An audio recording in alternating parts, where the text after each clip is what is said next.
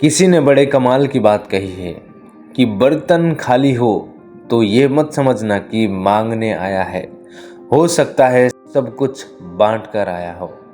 Hi guys, story club में आपका फिर से स्वागत है।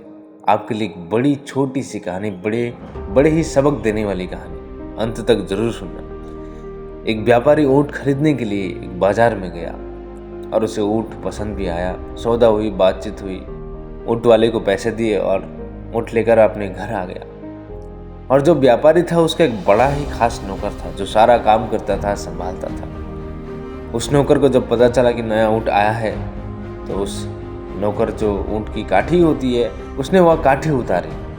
वो हैरान था, शॉक्ड था, क्योंकि उस काठी के नीचे उसे एक मखमली थैली मिली। थैली लाकर के जैसे उसने देखा तो उसमें हीरे ही हीरे थे। वो चौंक गया और दौड़ करके मालिक के पास गया और कहा कि मालिक, आप सिर्फ ऊँट नहीं लाए हो, आप तो साथ में मखमली थैली में बहुत सारे हीरे लाए हो। व्यापारी ने कहा कि ये क्या कह रहे हो?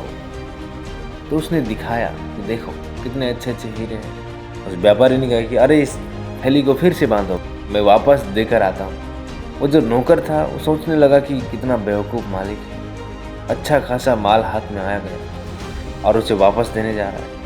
उसने समझाया व्यापारी को, किसी को क्या पता चलेगा, रहने दीजिए, ऊँट लेने के लिए गए थे, आप ऊँट लाया, बात खत्म। लेकिन उस व्यापारी ने कहा कि नहीं, मैं तो वापस लौटा करके ही आऊँगा। व्यापारी ने वो मखमल की थैली ली और लेकर के वापस उस बाजार में गया। उस ऊँट वाले को ढूंढने लगा। बहुत ढूंढने के बाद जब उस ऊँट वाले का पता मिला तो गया और कहने लगा कि भाई साहब, जो ऊँट मैंने लिया था उसके काठी के नीचे ये आपकी थैली थी जिसमें बहुत सारे हीरे हैं, इसको मैं वापस करने आया हूँ। और जो ऊँट वाले ने कहा कि क्या बात है, कि तभी मैं सोचूं कि मेरी हीरे की थैली कहाँ गई, वो आपके साथ चली गई थी। फिर उस ऊँट वाले ने हीरे की थैली उस व्यापारी से लिया और ऊँट वाला सोचने लगा कि कितना ईमानदारी व्यापारी है। फिर उसने कहा कि भैया, आपको मैं अपनी तरफ से हीरे देना चाहता हूँ, आप इन कीमती हीरों में से कोई भी आपका पसंद जो है वो रख लीजिए। व्यापारी ने कहा कि अरे नहीं, मुझे नहीं चाहिए, मैं तो बस इसको लौटाने आया। वह ऊँट वाला उस व्यापारी को हीरे देने की कोशिश कर रहा था और वो व्यापारी मना कर रहा था। फिर उस व्यापारी ने कहा कि मैंने पहले ही 2 हीरे अपने पास रख चुका हूँ। जैसे ही ऊँट वाले ने ये बात सुनी उसे गुस्सा आ गया। उसने कहने लगा कि अब तो तुझको मारना ही पड़ेगा, तुमने पहले 2 हीरे रखे अपने पास। फिर भी उसने थोड़ा सा अपना गुस्सा शांत किया, सोचने लगा कि मारना पड़ेगा और उस थैली को निकाल कर सारे हीरे गिनना शुरू किया।